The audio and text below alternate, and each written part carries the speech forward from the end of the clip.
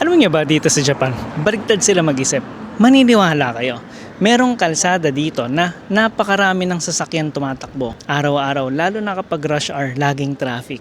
Pero dito sa Japan, baligtad ginawa nila. Imbis na palawakin nila yung kalsada ng mga sasakyan, ginawa nila from 2 lanes, ginawa pa nilang one way, one lane. At ang ginawa nila, pinalawak pa nila yung pedestrian. Baligtad di ba? Pero bakit ganun? Dito kasi sa Japan, ang plano nila, gumawa ng maraming compact cities, mga 15-minute cities na tinatawag. Ano yung 15-minute cities? Yung mga 15-minute cities na yan, ito yung mga city na pwede mong gawin lahat ng kailangan mong gawin within 15 minutes ng lakad or bisikleta. Yung mga daily necessities na yan, syempre, yung mga shopping, trabaho, school, mga park, mga entertainment, grocery, as in lahat ng pwede mong gawin. Meron din dito Okayama Station. Pwede kang mag-Shinkansen doon, pwede kang mag-train doon, or kahit na anong transportation, may bus doon, may taxi, di ba? May mga restaurant na rin at iba't iba. At isa pang advantage ng 15-minute cities, since mas malawak ang pedestrian kumpara sa mga kalsada ng sasakyan, mas maraming lugar or mas maraming pwesto na pwede mong taniman ng puno, di ba? Para mas malinis yung hangin. At hindi lang yan, since onti yung volume ng sasakyang tumatakbo dito, mas malinis ang hangin, bawas din siya sa noise pollution, at mas safe sa mga naglalakad ng mga tao dito. Sa mga bata,